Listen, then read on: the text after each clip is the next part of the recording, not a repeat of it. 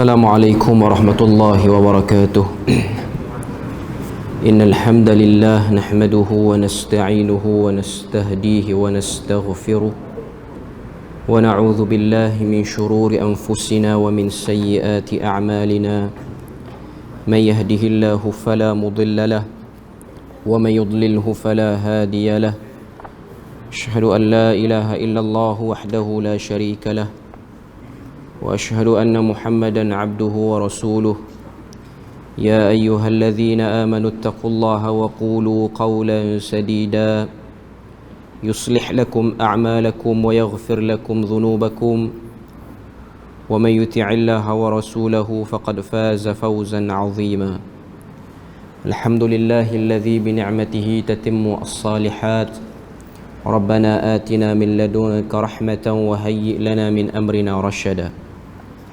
Allahumma ati nafsi taqwaha wa zakkiha wa anta khairu man zakkaha anta waliyuha wa maulaha. Alhamdulillah, syukur pada Allah Azza wa Jalla kerana dengan rahmat dan juga limpah kurnia yang Allah Subhanahu wa taala berikan, dapat kita sama-sama berkumpul pada malam ni untuk kita menyambung lagi pengajian kita daripada kitab Talbis Iblis, syarahan terpilih daripada karangan Dr. Zaharuddin Hafizahullah Ta'ala, yang mana malam ni insya-Allah kita akan sambung pada bab yang ke-29. Bab yang ke-29 pada muka surat 187 di bawah tajuk Kisah Para Sahabat yang Mengeluarkan Fatwa. Jadi kita masih lagi di bawah bab Talbis Iblis ke atas para ulama, yang mana kalau kita tengok dalam kitab asal Al-Muntaqa An-Nafis fi Talbis Iblis, dalam kitab tu dia perincikan macam mana talbis iblis berlaku ke atas para ulama mengikut bidang masing-masing, iaitu bermula daripada ahlu Quran, pergi kepada ulama ahlu hadis, seterusnya pergi kepada ulama ahlu fiqh, dan perbahasan kita pada malam ni ialah di bawah pecahan tajuk Talbis Iblis ke atas ahlu fiqh ataupun ahli fiqh. Okay. Jadi bab yang ke-29 ni dia bahaskan, dia datangkan pada kita satu kisah berkenaan dengan para sahabat bila mana mereka ingin mengeluarkan fatwa.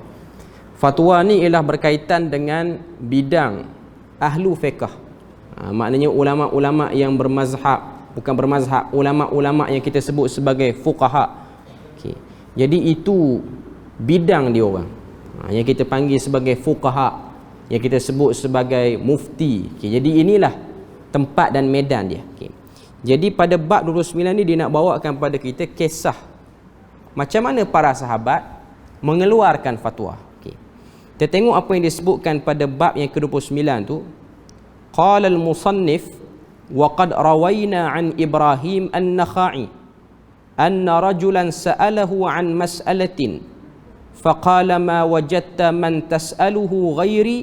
وعن مالك بن أنس رضي الله عنه قال أفتيت حتى سألت 70 شيخا هل ترون لي أن أفتي فقالوا نعم فقيل له فلو نهوك قال لو نهوني intahaitu. Okay. Terjemahan dia pada muka surat 188 tu, dia kata telah diriwayatkan kepada kami. Ini yang disebutkan oleh Al-Imam Ibnul Jauzi rahimahullahu ta'ala daripada Ibrahim An-Nakhai. Ibrahim An-Nakhai ni ialah antara tokoh kata apa? Tokoh dalam bidang fiqh. Dia sezaman dengan Imam Asy-Sya'bi dan berguru kepada seorang sahabat yang bernama Abdullah bin Mas'ud. Jadi Ibrahim An-Nakhai dan juga Imam Asy-Sya'bi, kedua-duanya berguru kepada Abdullah bin Mas'ud, salah seorang sahabat Nabi radhiyallahu anhu. Okay. Ketika mana Abdullah bin Mas'ud, ketika mana Ibrahim An-Nakhai dan juga Imam Asy-Sya'bi ni dia hidup sezaman. Okay. Bila mana berlaku satu masalah fiqh, masalah berkaitan dengan fatwa atau apa-apa saja yang berkait dengan permasalahan umat, okay, maka pada waktu tu kebiasaannya orang akan bertanya kepada Ibrahim An-Nakhai. Ibrahim An-Nakhai ini guru kepada Al-Imam A'mash, Sulaiman ibn Mihran. Ibrahim An-Nakhai macam kita sebut tadi, dia ni sezaman dengan Asy-Sya'bi. Imam Asy-Sya'bi ni adalah dua-duanya tokoh dalam bidang hadis dan juga tokoh dalam bidang fiqh hakikatnya. Okay. Bila mana berlaku satu masalah, kebanyakan orang akan merujuk kepada Ibrahim An-Nakhai. Dan pemerintah pun akan membenarkan Ibrahim An-Nakhai untuk bercakap dan menjawab bila mana berlakunya kekeliruan. Walaupun dari segi kedudukan, Ibrahim An-Nakhai dengan Asy-Sya'bi, dua-dua ni berguru dengan sahabat yang mulia, iaitu Abdullah bin Mas'ud radhiyallahu anhu. Okay.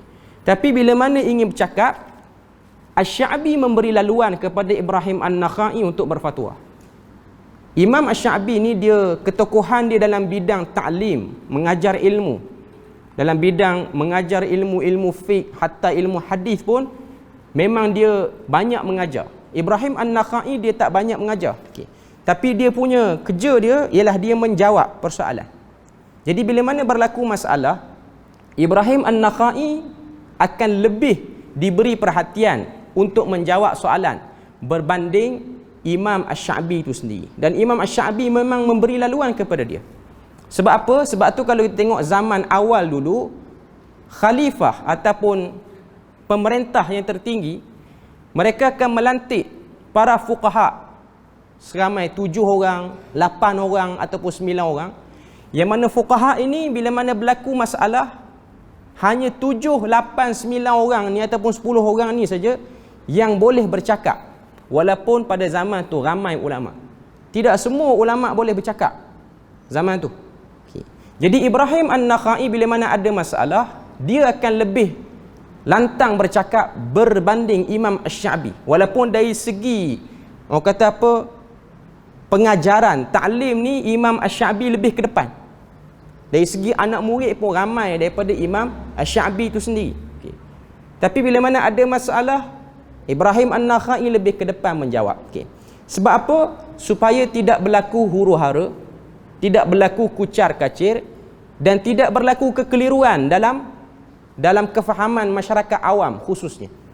Sebab tu kalau tengok antara tanggungjawab pemerintah, ianya perlu melantik pihak yang berautoriti dan ada ilmu dan ada kemampuan untuk bercakap tentang permasalahan fiqh ataupun kita panggil sebagai fatwa ni. Sebelum pada kita bahas panjang, saya nak baca bagi habis dulu. Okay. Telah diriwayatkan daripada kami kepada kami dari Ibrahim An-Nakhai bahawa ada seorang lelaki yang ditanya tentang suatu persoalan. Lalu orang itu menjawab, apakah engkau mendapatkan orang lain yang boleh engkau tanya? Jadi nak sebut kepada kita bahawasanya bagaimana zaman itu begitu berhati-hatinya para ulama ni nak menjawab soalan ataupun fatwa. Walaupun dia tahu dia ulama, dia ada ilmu, dia ada halaqah ta'lim dia sendiri, dia tak jawab. Sebab dia letakkan tanggungjawab untuk menjawab soalan itu ialah kepada orang yang telah diletakkan oleh pemerintah. Zaman Umar bin Abdul Aziz, kalau kita tengok, dia melantik beberapa orang daripada kalangan ahli fiqh yang dipanggil dengan nama Fuqaha Us-Sab'ah. 7 orang faqih yang berada di Madinah. Jadi 7 orang inilah yang akan menjawab. Orang lain jawab tidak valid, tidak boleh dipakai jawapan tu, walaupun dia ada ketokohan dalam bidang ilmu. Berbeza dengan zaman kita. Zaman kita ni semua orang nak menjawab, semua penceramah nak menjawab, semua penceramah nak mengulas. Andai kata tidak dibenarkan, andai kata pemerintah dia halang sesetengah penceramah, ustaz untuk bercakap, maka masyarakat akan nampak pemerintah menghalang orang mengajar agama. Tapi sebenarnya dari segi tata cara kenegaraan yang disebut dalam kitab-kitab fiqh, pemerintah perlu untuk melantik orang yang khusus dan perlu mengeluarkan arahan. Orang yang tidak bersangkutan tidak boleh bercakap. Sebenarnya itu hukum asalnya seperti itu. Tapi berbeza zaman kita ni dengan sebab zaman kita ni zaman online semuanya, semua orang boleh cakap. Sebab tu tuan-tuan akan tengok berlakunya kekeliruan, kesamaran, syubhat, huru-hara bila mana berlaku apa-apa saja keadaan. Sebab semua orang yang telah dipanggil dengan gelaran ustaz, mereka sudah bercakap zaman kita ni. Walaupun pemerintah ada lantik yang kita panggil sebagai sistem tauliyah apa semua, tapi yang paling tinggi itu ialah mufti sebenarnya bagi setiap negeri, bagi setiap wilayah. Walaupun Malaysia ni antara negara yang ramai mufti, tapi kita tetap tidak boleh mengalahkan negara Pakistan. Pakistan ni lagi ramai mufti. Kalau tuan-tuan tengok di Pakistan ni, setiap masjid dan juga setiap madrasah ada mufti yang tersendiri. Setiap masjid. Maknanya setiap mukim tu, masjid tu dia ada satu orang alim. Orang alim tu dipanggil sebagai mufti. Tapi memang betul dia boleh beri fatwa, bukan panggil nama saja mufti. Jadi lagi ramai mufti di negara dia. Okay, berbanding negara-negara lain. Antara mufti yang top di Pakistan ni Maulana Taqi Uthman. Tapi topnya dia tu ada lagi tokoh lain yang boleh sanggah dia. Antaranya Zarwali Khan ni antara tokoh-tokoh yang hebat. Zarwali Khan ni baru aja meninggal. Cuma nak sebut pada kita, tanggungjawab pemerintah ialah melantik pihak tertentu. Sekiranya pemerintah tidak melantik, maka akan berlakunya huru-hara. Cuma di negara kita ni, kerajaan dia tak keluarkan satu arahan, orang lain selain daripada wakil yang dilantik oleh kerajaan tak boleh bercakap. Tak keluar arahan macam tu. Maknanya Jabatan Agama Islam negeri ke, Jabatan Mufti negeri ke, dia taklah sampai kena keluar surat mana-mana ustaz penceramah yang nak jawab isu semasa tak boleh pakai, dan isu dia, jawapan dia tidak valid. Tak ada lah keluar sampai tahap tu di negara kita ni. Okay. Cuma pada zaman awal dulu benda tu berlaku. Walaupun surat tak keluar, tapi orang alim zaman tu dia tahu bahawasanya dia tidak ada kuasa untuk menjawab. Macam Imam Asy-Sya'bi, bila mana ada masalah, dia tak akan jawab. Walaupun dia tu ada ramai anak murid, dia tak jawab. Dia akan suruh orang tanya pada Ibrahim An-Nakhai. Sebab apa? Sebab pemerintah melantik dia. Dia yang perlu jawab. Sebab dia takut jawapan dia menjadi masalah kepada kefahaman masyarakat awam. Sebab tu kalau tengok di Malaysia kita ni, bila mana berlaku keadaan yang terlampau open sangat, dia akan jadi keliru dan celaru. Macam yang dah kita lihat hari ni. Yang mana kalau tengok kita duk salat dalam keadaan Covid ni, antara isu yang tak selesai lagi sampai hari ni, walaupun orang kata dah selesai, hakikatnya tak selesai. Ialah isu jarak sah salat ni. Tak selesai tuan-tuan. Sehingga perlis menyediakan pentas untuk bahas benda ni. Tapi tak selesai. Sebab apa? Macam yang saya sebut tadi lah. Sebab orang yang tidak dilantik bercakap lantang juga di suara awam. Dan kita ni, orang awam ni, kadang-kadang kita tertipu, kita tanya dia. Kita telah menjadikan dia sebagai badan berautoriti untuk membahas benda tu. Sebenarnya dia ada saluran yang betul. Tapi dengan keadaan orang hari ni dia tak sabar, dia rasa macam senang nak tanya dalam live online berbanding nak hantar surat ke jabatan, jadi dia tanya live online lagi senang. Jadi ustaz tu pun dia mempergunakan kemasyhuran dia, mempergunakan kedudukan dia sehingga dia beri jawapan, dan akhirnya jawapan tu menjadi masalah, dan terpaksalah berlaku jawapan balas kepada golongan yang suka jawab terlalu cepat ni. Ta'ajjul dalam memberi jawapan, gopoh dalam memberi jawapan. Dan tuan-tuan dah tengok dah, saya tak nak bagi contoh, tapi tuan-tuan tahulah apa kes yang berlaku. Antara sebab yang berlakunya terlampau tasarruf, cepat sangat, dan dia tidak dilantik sebagai pihak yang boleh memberi fatwa, tapi dia cuba merungkaikan fatwa yang sedia ada. Sebab tu kita akan tengok ada sebahagian orang dia bercakap, dia kata solat jarak ni sebenarnya tak betul, mengubah wajah agama. Kita pun dengar dia punya evidence, hujah dia. Dia kata dari segi nas tak berlaku begini. Betul. Kalau dia baca dari segi nas memang betul. Tapi belum bererti orang yang mempunyai nas boleh menggunakan nas dengan baik. Sebab tu kalau tengok Abdul Rahman bin Mahdi, tokoh yang hebat, seorang ahli hadis, telah menghantar surat kepada Imam Asy-Syafi'i. Tulis kepada Imam Asy-Syafi'i, tolong berikan kepada kami satu kaedah untuk kami faham nas ni, iaitu Quran dan hadis.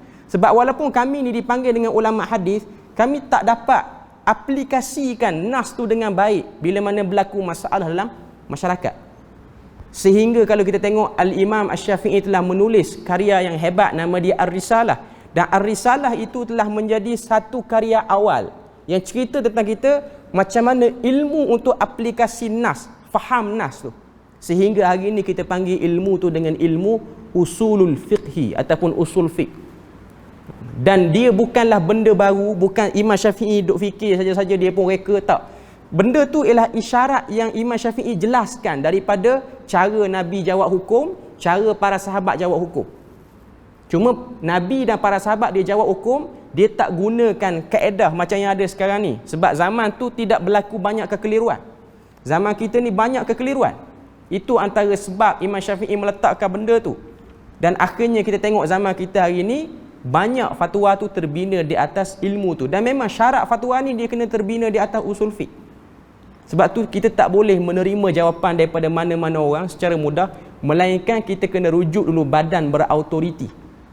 Sebab tu kau tengok di Madinah Al-Munawwarah, di Arab Saudi, bila mana berlaku wabak, Syekh Abdul Muhsin Al-Abbad, ni salah seorang tokoh yang hebat, hidup lagi sekarang ni, mengajar dalam Masjid Nabawi.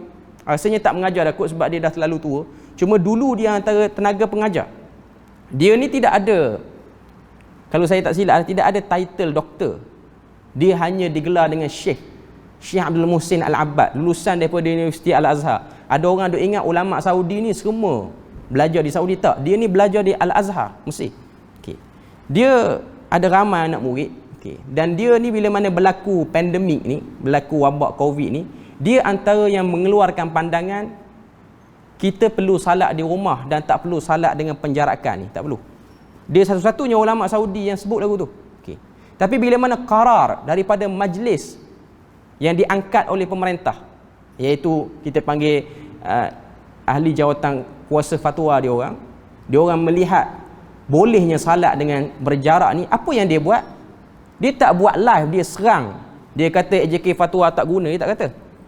Tapi dia kata patuhlah kepada pemerintah walaupun dia tak setuju benda tu. Ini adalah contoh orang yang faham ilmu, kedudukan ilmu, dan dia menghormati. Tidak seperti mana sebahagian orang bila mana berlaku satu isu, dia cuba serang dan dia cuba trigger masyarakat ni, jadikan masyarakat ni rasa macam pilihan yang ada sekarang ni lah pilihan yang tak betul, pilihan yang menjahanamkan kita ke neraka. Ada sebahagian penceramah dia cuba nampakkan benda tu. Ada sebahagian penceramah, tak kira lah selebriti ke tak selebritinya, dia cuba masukkan kita ni dalam keadaan yang macam bahaya. Dan akhirnya dia pergi kepada isu seterusnya, iaitu kita tak rasa nak taat dah pada pemerintah. Sebab kita tahu pemerintah ni tak guna bagi arahan salat jarak-jarak ni. Itu akibat dia. Dengan sebab tidak ada ilmu yang kuat ataupun fiqh yang kuat. Lepas tu dicananglah kata-kata imam, satu dua imam kononnya menjadi penyokong kepada apa yang dia sebut. Sebab tu kita akan tengok ada sebahagian orang duk guna qaul Imam Asy-Sya'bi. Betul dah, Imam Asy-Sya'bi tu memang hebat.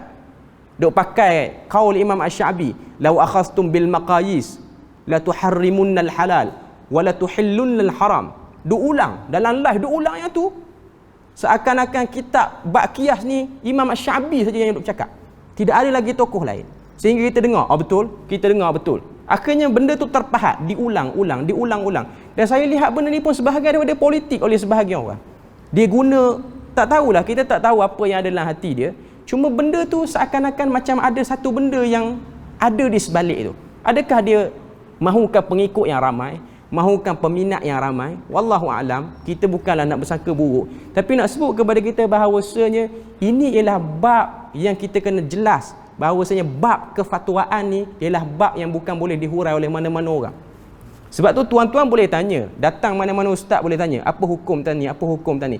Tapi dia akan balik kepada orang yang telah dilantik oleh pemerintah. Sebabnya, sebab kaedah fiqh telah meletakkan bila mana pemerintah lantik orang tu pun beri fatwa, fatwa tu akan membuang semua khilaf dalam masalah tu. Jadi masyarakat yang berada di naungan negeri tu, jajahan tu, perlu berpegang dengan pendapat tu, walaupun dia tahu di sana ada lagi pendapat lain yang boleh digunakan. Sebab memang keutamaan pemerintah dia ada kuasa seperti itu. Okay. Jadi nak sebut kepada kita, bab fatwa ni ialah bukan bab yang satu orang kalau dia ada ijazah sarjana muda fatwa ke, dia ada master fatwa ke, dia ada PhD fatwa ke, dia tak boleh menjawab seakan-akan dia dilantik oleh pihak pemerintah. Melainkan dia dilantik baru dia boleh jawab. Sebab tu kita tengok Imam Asy-Sya'bi dengan Ibrahim An-Nakhai, dua-dua hebat dalam bidang fiqh, dua-dua hebat dalam bidang hadis. Tapi bila mana berlaku masalah, Asy-Sya'bi tak akan jawab, melainkan dia beri laluan pada Ibrahim An-Nakhai. Walaupun jawapan dia pun boleh diterima ataupun kadang-kadang sama dengan Ibrahim An-Nakhai, sebab dia tahu banyak sangat bercakap mencelarukan orang. Yang jadi masalah ini sebab banyak bercakap. Sekejap kita dengar ustaz ni pun orang panggil ustaz sunnah. Lepas tu pergi kat ustaz ni pun panggil ustaz sunnah. Jawapan dua-dua beza. Dahsyat lagi, dua-dua duk tojeh, kata yang ni tak betul, hak ni tak betul. Okey. Itu yang jadi keadaan, jadi makin huru-hara. Yang lebih dahsyat, dua-dua tak dilantik jadi AJK fatwa pun. Itu yang jadi masalah. Okey. Tapi bercakap lebih daripada Rabitah Ulama Al-Islami lagi. Ini benda yang berlaku. Sepatutnya dia kena faham kedudukan. Saya dapat maklumat, Dr. Zakir Naik yang duduk di Malaysia, dia antara yang tak setuju solat jarak, tapi dia tak buat bising. Dia tak buat live. Dia tak kata yang duk buat lagu ni tak mengaji usufi, ini semua guna kias lawan nas. Tak ada guna benda tu pun. Ini ada orang yang entah bila mana dia bercakap, orang akan cari tak kena dia di mana. Bila mana kita cek, oh rupa-rupanya banyak benda tak beres pun, tapi nak bercakap. Okay. Saya bukan geram, saya nak sebut je. Okay. Cuma nak sebut kepada kita, kadang-kadang orang terlalu over sangat bercakap. Kadang-kadang dia tak tahu dia punya bidang dan saluran dia. Kita tak kata dia tak tahu semua benda. Dia mungkin tahu. Dia juga kita bilang sebagai orang yang bercakap tentang agama ni. Tapi hakikatnya dia kena tahu bahawasanya setiap tempat ada urusan yang betul yang kita kena lalui. Jadi dalam terjemahan kata-kata tu, muka surat 188 tu dia sebut daripada Malik bin Anas radhiyallahu anhu. Malik bin Anas ni ialah Imam Malik lah.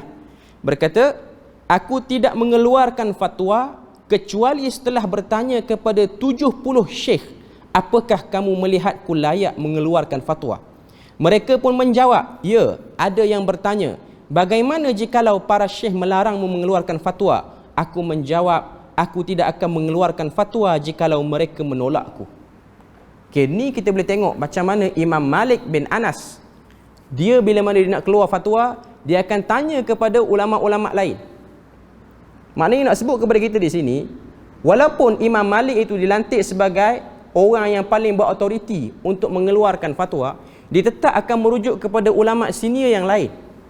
Sebab tu kita akan tengok Al-Mudawwanah, kitab Al-Mudawwanah dalam mazhab Maliki ni, dia menghimpunkan macam mana Imam Malik mengeluarkan hukum. Sebab tu ada satu orang dia kata Imam Malik ni dia berhukum dengan Quran, sunnah, lepas tu ijma' para sahabat. Kias tak guna. Ini satu benda yang tak betul.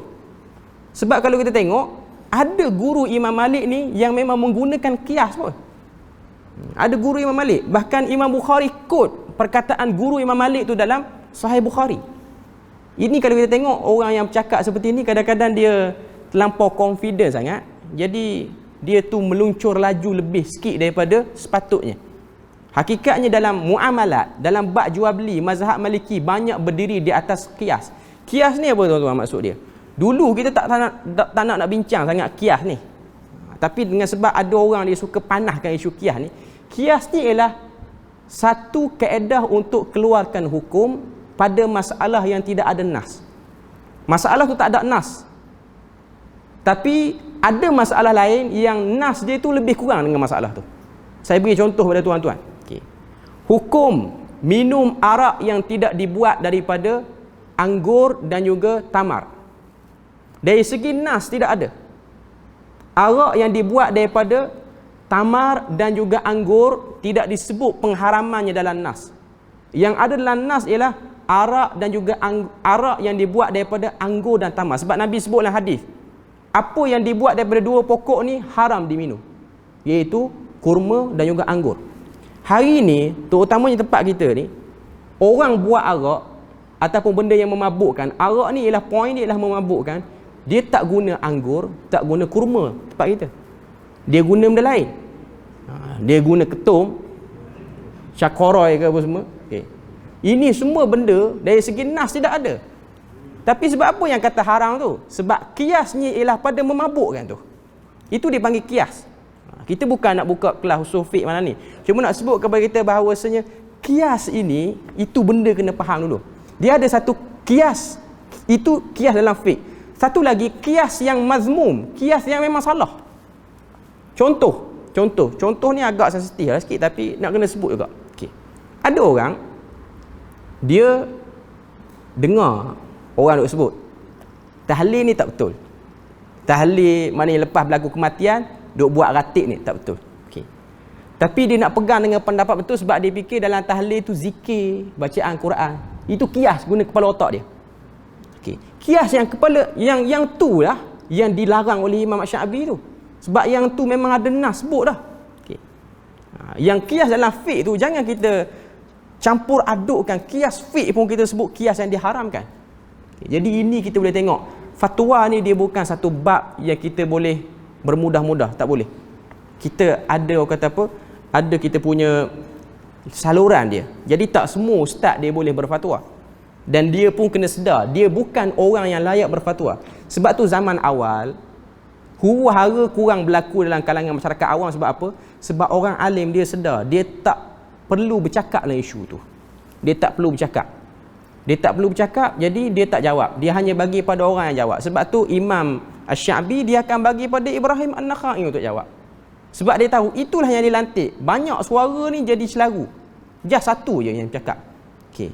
Adapun dalam isu-isu lain, contoh bukan isu fatwa tapi isu berkait dengan akidah, isu berkait dengan as-salah ataupun penyalahgunaan hadis, yang ni tempat yang kena bercakap, ada orang dia pilih untuk tak bercakap pula. Ini benda yang agak pelik lah kalau kita tengok. Okay.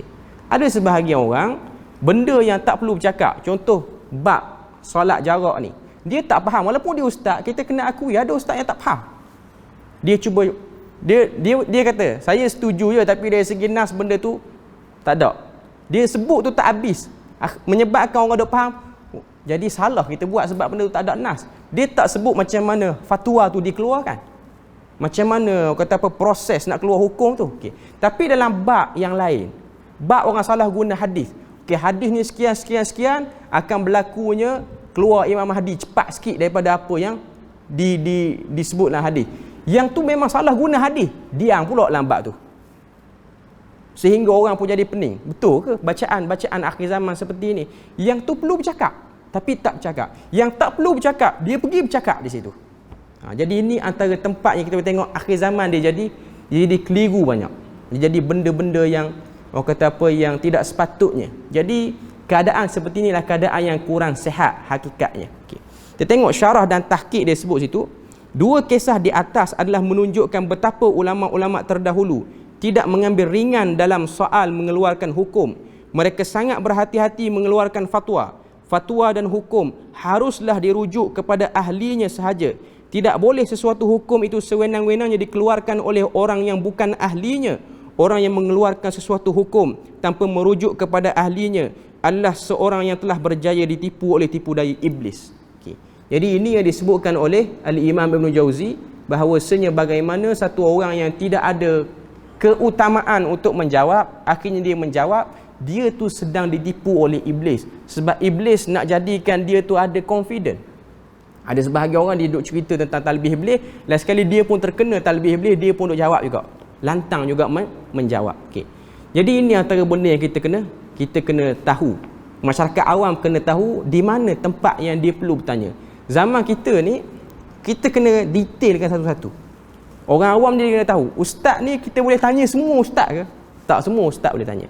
Kalau kita, tapi orang awam akan tanya, saya tak tahu, tak ada ilmu. Sebab tu saya tanya je mana-mana ustaz, sebab saya tak tahu ustaz ni dia pandai kat mana, dia kurang kat mana. Okay. Kita tak salahkan orang awam. Yang salahnya ialah ustaz, sebab dia tahu dia tak tahu tapi dia jawab juga. Itu yang masalah dia. Dia merasakan diri dia tahu, dia jawab, dia yakin, dia confident.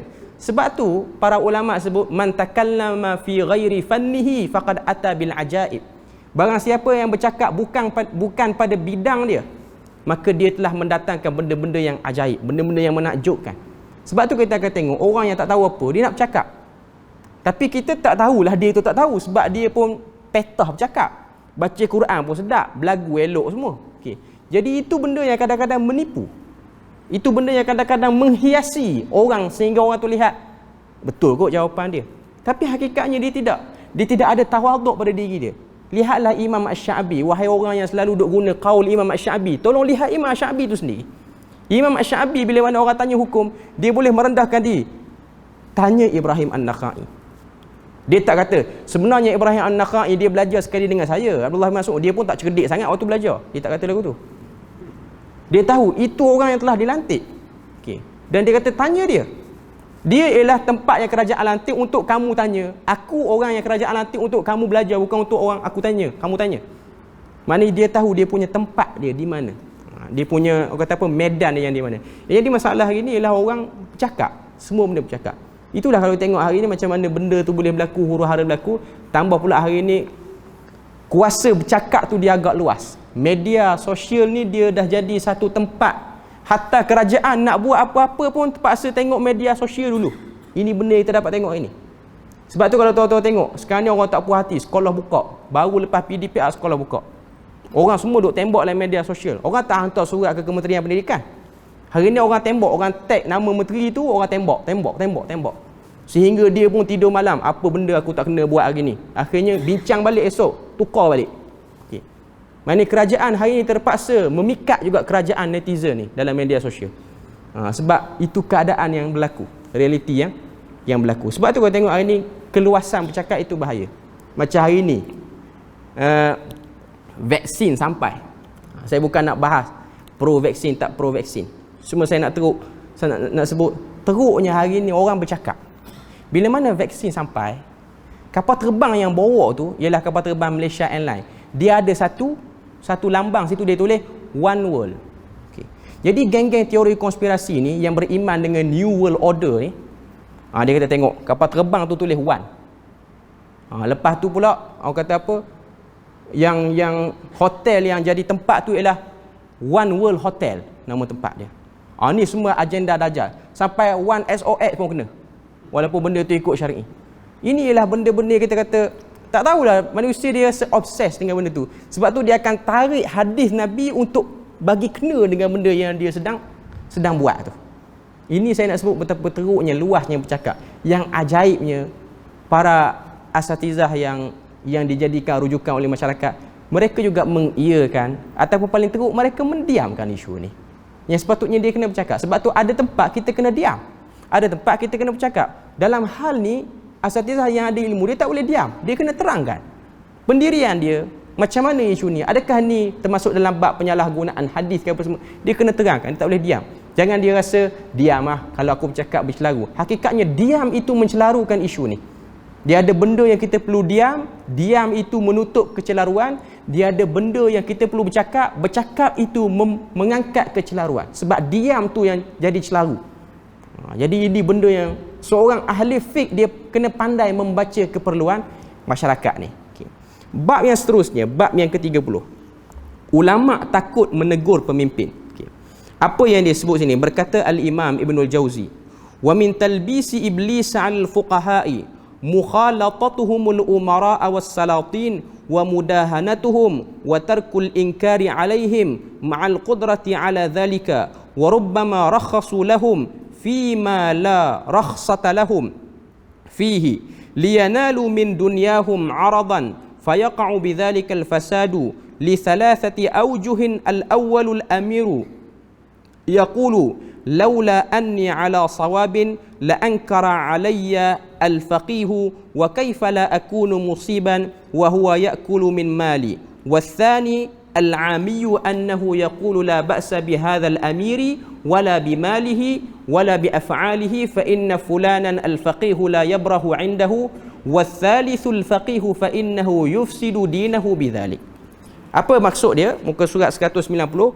Muslihat iblis yang lain terhadap ahli fiqh adalah kebiasaan mereka mendekati para pemerintah dan berbaik-baik di hadapan mereka serta tidak berani mengingkari mereka sekalipun sebenarnya mampu melakukannya. Ada kalanya ahli fiqh itu membuat rukhsah ataupun keringanan hukum agama bagi mereka tentang sesuatu yang seharusnya tidak boleh ada rukhsah, supaya ahli fiqh itu menerima habuan dunia.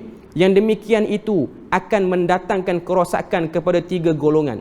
Pertamanya pada pemerintah. Dia berkata, kalaulah aku ini tidak berada di jalan yang benar, sudah tentu ahli fiqh itu akan mengingkariku.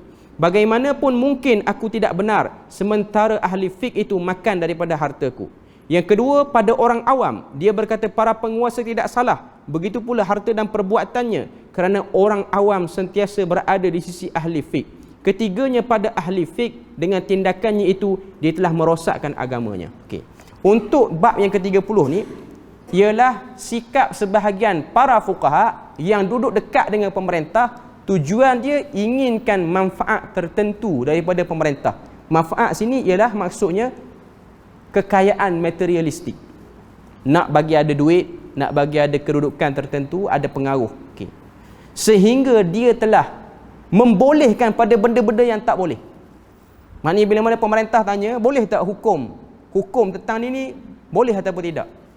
Maka dia cuba cari jalan untuk bagi kata boleh, walaupun dia tahu mafsadah ni maksudnya keburukan itu agak besar sekiranya dia kata boleh, tapi dia tetap kata boleh sebab dia nak menambat hati pemerintah untuk suka, untuk lama dia berkhidmat dengan tu.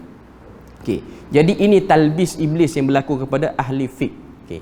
Jadi kata Ibnu Jauzi, bila mana berlaku keadaan ni, 3 golongan yang akan rosak. Yang pertama, pemerintah yang akan rosak. Sebab pemerintah tu akan fikir, kalau aku ni salah, tak mungkin para ulama ni dia bersama dengan aku. Sekarang ni dia orang bersama dengan aku dan apa yang aku buat ni betul. Dan setiap kali aku nak buat, aku tanya dia orang kata okey. Jadi pemimpin itu rosak. Dia jadi syok sendiri. Okay. Yang kedua, orang awam. Orang awam pun jadi rosak sebab apa? Sebab orang awam tahu yang jadi penasihat kepada pemerintah ialah para ulama fiqh. Para ulama fiqh yang beri nasihat. Jadi dia kata apa yang pemerintah buat ni hakikatnya betul lah sebab penasihat dia ialah para ulama. Yang ketiga yang rosak ialah para ulama tu sendiri dengan sebab dia telah merosakkan agamanya. Sama ada dia mengubah wajah agamanya ataupun dia mengurangkan wajah agama dia, maka itu disebut sebagai kerosakan.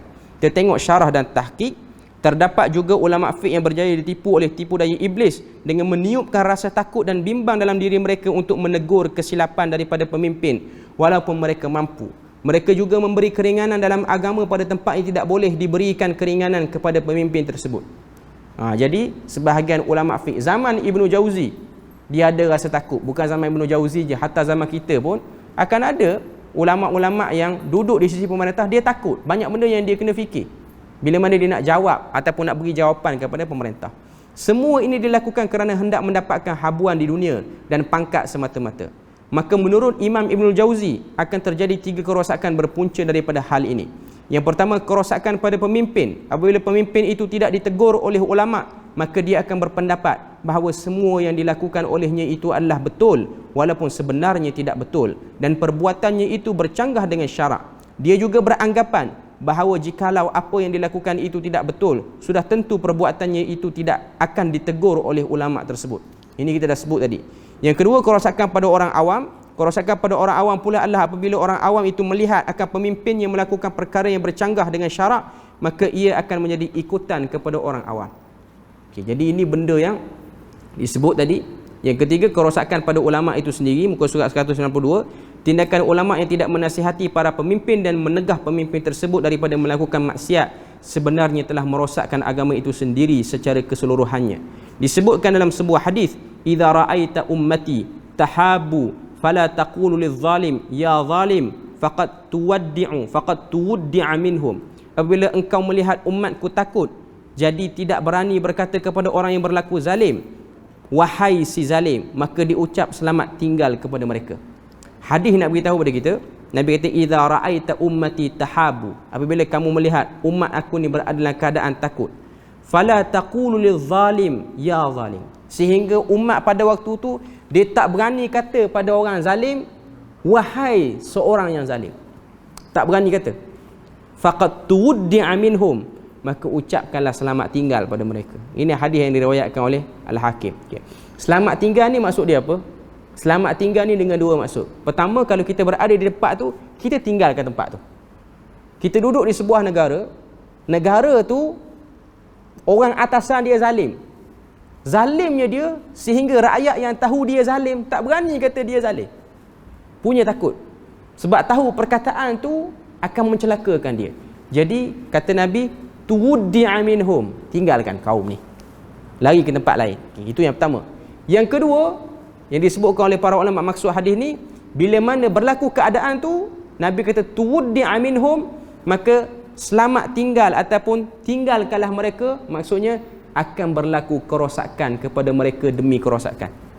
Kerosakan dari segi agama, kerosakan dari segi ekonomi, macam-macam benda yang akan berlaku daripada keadaan seperti itu. Poin dia ialah para ulama jangan menjadi pengampu kepada pemerintah, tapi jadilah penasihat yang benar kepada pemerintah.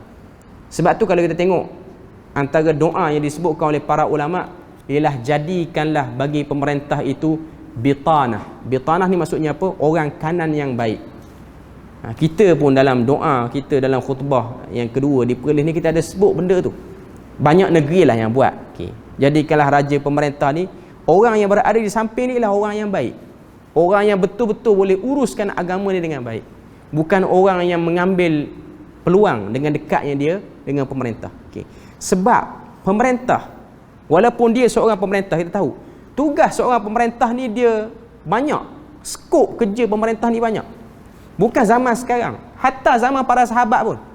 Sebab tu kalau kita tengok zaman Ali bin Abi Talib, semua benda difikirkan oleh Ali bin Abi Talib. Bukan zaman Ali je, bahkan zaman Umar, Uthman pun. Sebab tu kalau kita tengok zaman Ali bin Abi Talib ni, walaupun dia memegang tampuk negara dalam keadaan yang agak tak berapa, orang kata apa, tak berapa kukuh, dengan sebab waktu tu dah ada kumpulan yang tak mahu taat pemerintah. Ada Khawarij, ada juga Syiah pada waktu tu, ada Nawasib, macam-macam nama-nama yang digunakan lah. Okay. Jadi pada waktu tu Ali bin Abi Talib dia lebih fokus kepada nak baiki, mengurangkan perpecahan tu. Tapi dalam masa yang sama, pemerintah pada waktu tu dia tetap fikir macam mana nak jadikan agama ni tetap difahami oleh semua orang yang berada di bawah pemerintahan dia. Sebab tu kalau tengok Ali bin Abi Talib, ketika mana dia jadi khalifah, dia telah melantik Abul Aswad Ad-Du'ali. Untuk apa tugas Abul Aswad Ad-Du'ali ni? Ada dua pandangan yang disebutkan oleh para ulama. Ada yang mengatakan dia ni dilantik untuk buat letak baris dalam Quran. Mana saya nak sebut sini, Ali bin Abi Talib dengan kesibukan dia tu, dia fikir macam mana nak jadikan Quran ni orang yang bukan Arab boleh baca dengan betul. Walaupun waktu tu fokus dia ialah macam mana nak kurangkan perpecahan di kalangan masyarakat ni. Sebab isu polemik politik pada waktu tu ialah isu ada orang tak bersama dengan pemerintah, ada orang over dengan dia. Ada orang yang orang kata apa, terlalu taksub pada Ali ni sehingga nampak Ali tu Tuhan. Zaman Ali hidup lagi, benda tu dah ada dah pun. Okay. Dan ada satu golongan yang mengingkari Ali, dan ada satu golongan yang pertengahan. Waktu tu fokus ialah nak bagi kurang kumpulan ni. Dan kalau tengok kemuncak kepada berjayanya persefahaman ni ialah pada zaman Umar bin Abdul Aziz. Umar bin Abdul Aziz ni zaman dia jadi khalifah, zaman itulah agak kurang jurang ataupun peperangan, pertelingkahan di antara kumpulan-kumpulan yang agak sedikit terpesong ni. Mu'tazilah ke, Khawarij ke, Murji'ah ke, Syiah ke, tak ada isu sangat zaman Umar bin Abdul Aziz. Sebab apa? Sebab dia berjaya cari titik persamaan untuk mengurangkan bertikam lidah ni. Bukanlah makna kata dia berjaya jadikan semua ikut sunnah, tak. Tapi berjaya diamkan, jadi polemik tu agak kurang. Okay. Cuma nak sebut pada kita, Ali dengan kesibukan tu tetap fikir macam mana nak bagi orang faham Quran. Jadi dia sabkan benda tu kepada Abul Aswad Ad-Du'ali. Jadi nak sebut pada kita, seorang pemerintah ni dia banyak benda yang dia kena fikir. Dia bukan hanya kena fikir satu sahaja.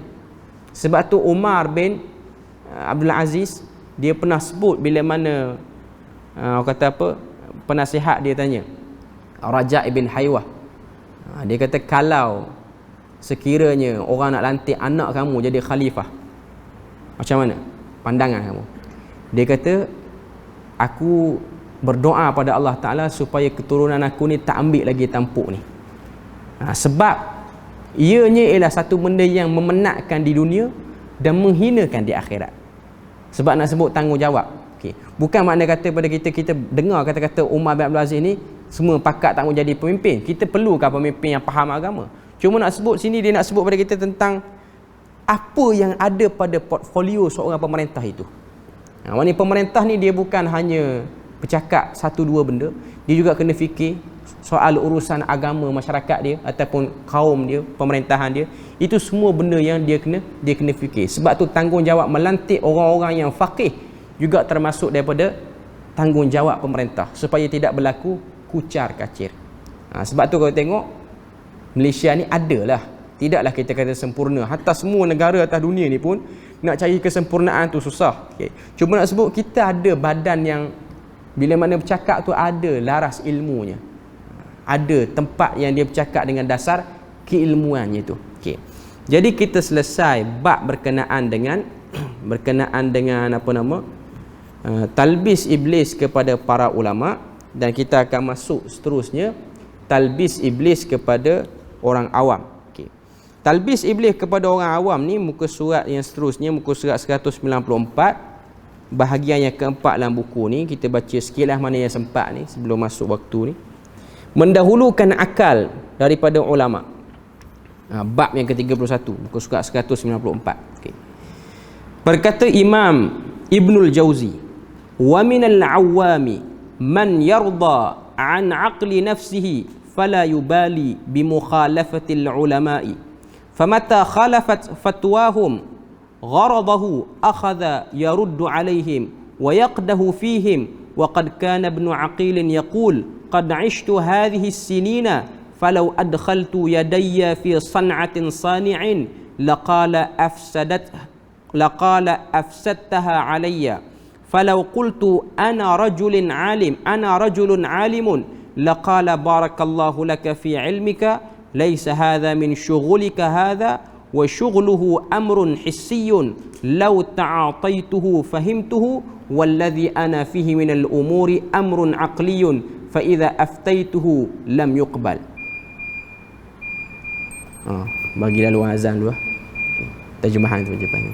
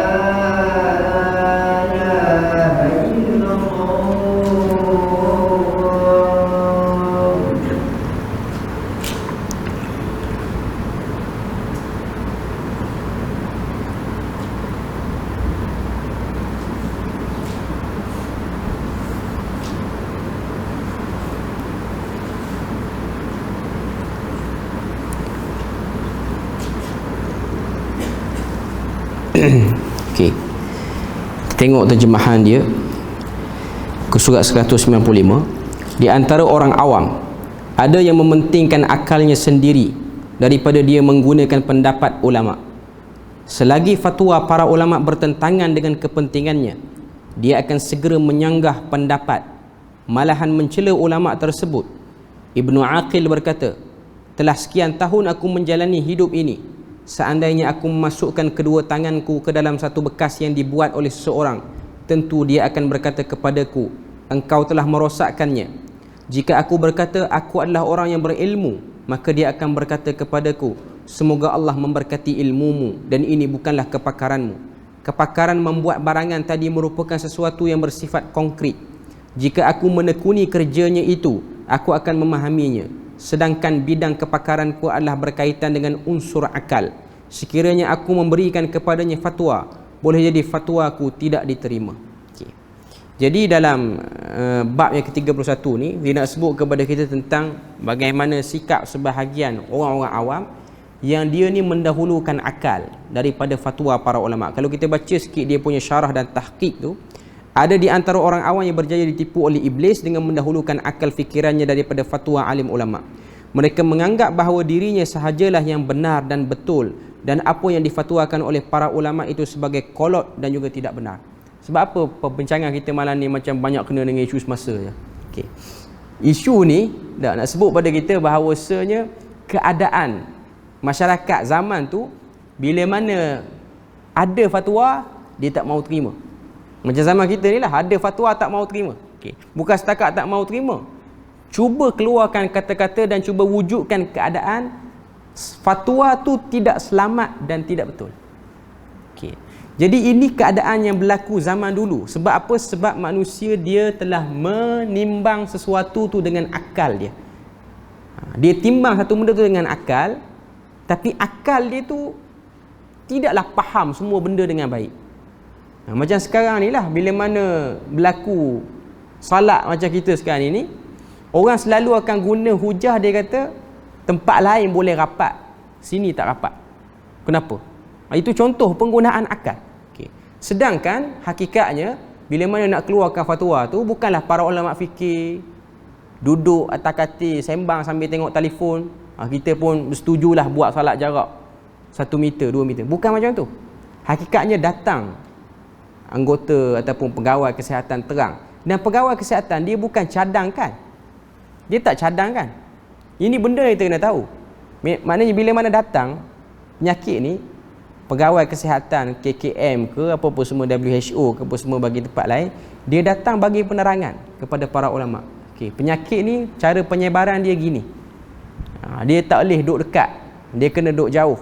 Dan bila mana orang ni bersin, kebolehan penyakit tu pergi ialah kurang daripada 1 meter. Kalau 1 meter, kita boleh andaikan kebarangkalian dia selamat. Kalau lebih lagi baik. Okay. Dia tak kata, jadi saya cadangkan sebagai doktor perubatan, saya cadangkan solat ni bagi jarak 2 meter, 5 meter pun tak apa. Tak ada. Ataupun satu saf seorang lagi baik. Okay. Tak ada. Dia tak cadangkan. Okay. Yang duk fikir ni ialah orang lain, iaitu para ulama yang duk fikir. Sebab tu saya ada tengok ada beberapa sahabat-sahabat daripada Singapura, dia sebut benda tu. Dia cerita dekat saya bila mana berlaku Covid ni di Singapura ni, dia ada satu fatwa yang dikeluarkan oleh para mufti seorang je, maknanya para ulama yang ada di bawah tu, iaitu salat Jumaat dengan beberapa kali pusingan. Maknanya salat Jumaat hari tu dia akan buat 2 kali ataupun 3 kali mengikut keadaan kadar muslim yang ada kawasan tu. Okay. Cuma dia buat ni antara pukul 12 hingga pukul 3 petang lebih kurang. Ini waktu rehat bagi orang kerja, sebab Jumaat di sana bekerja. Okay. Jadi antara fatwa tu yang jadi heboh sikit di Singapura ni ialah mufti sana dan ahli majlis fatwa sana, dia benarkan untuk salat Jumaat awal sebelum masuk waktu untuk pusingan yang pertama tu. Zuhur masuk 1.20, pukul 12 dah boleh sembahyang zuhur, sembahyang Jumaat. Okay. Tu saya kata dulu JAKIM pernah kata apa, cadangkan benda ni untuk di banyak negeri, tapi tak buat lah. Kalau buat lagi letih nak berjawab. Yang satu jarak 1 meter ni pun bergaduh sampai nak pergi tahap kafir dah. Okay. Apatah lagi kalau sembahyang Jumaat pukul 12, sedangkan zuhur sekarang ni 1.35. Sebab apa? Okay, pertama kena tengok Singapura bukan negara Islam. Okay, itu yang pertama. Kebanyakan pekerja muslim bekerja di sana, pemilik tu ialah bukan Islam. Dia tak peduli orang Islam nak sembahyang Jumaat tak sembahyang Jumaat. Yang dia tahu waktu rehat 12 sampai 2 tu je. Kamu tak masuk kerja, aku buang kerja. Okay. Tambah-tambah dia ada sikap resis terhadap muslim tu. Jadi para ulama saya melihat kita ambil keadaan tu untuk salat. Dan benda ni pun kalau tengok Qaradawi pernah sebut benda yang sama. Walaupun ada orang dia tak setuju lah bila mana kita sebut nama Qaradawi ni. Okay.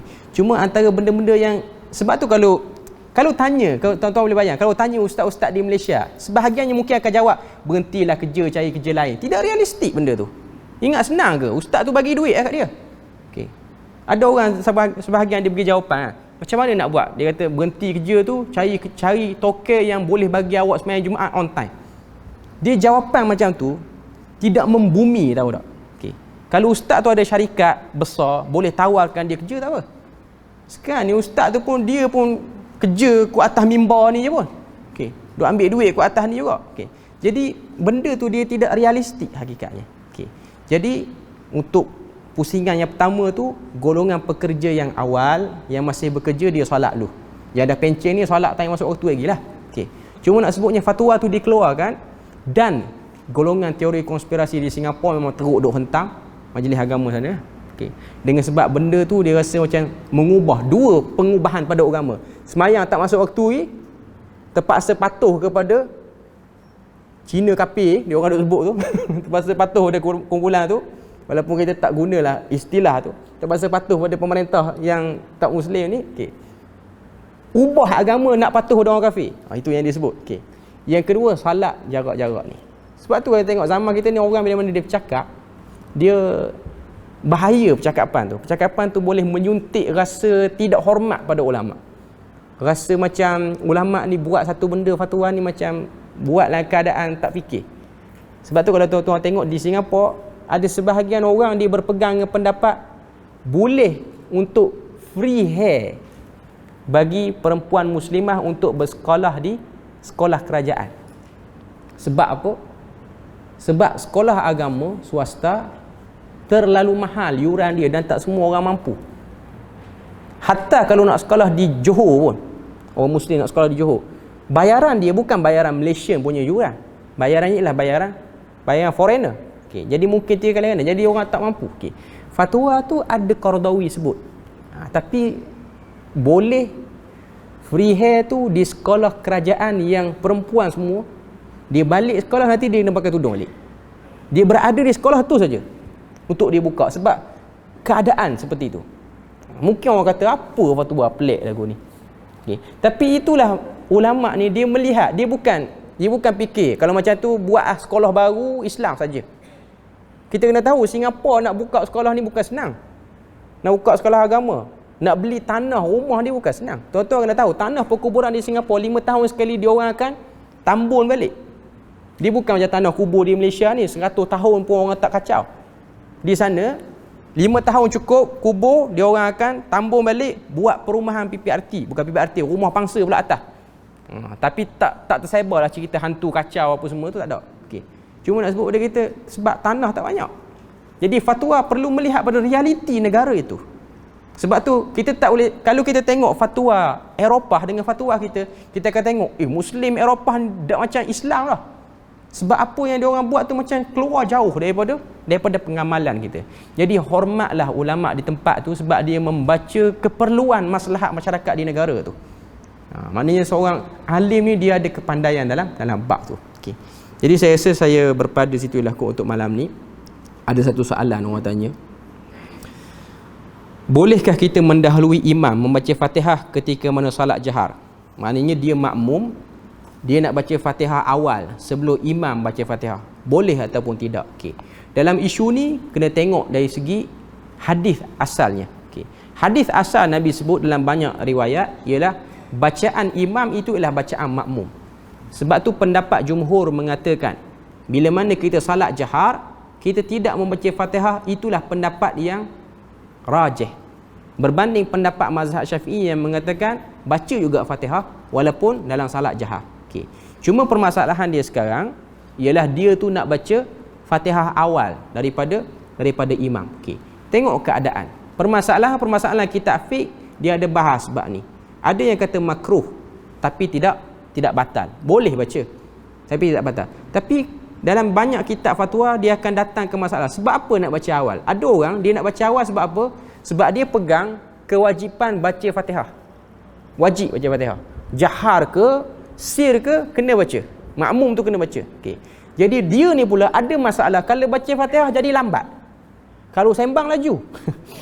Okay. Tapi baca Fatihah tu jadi lambat. Okay. Dia jadi merangkak lebih sikit.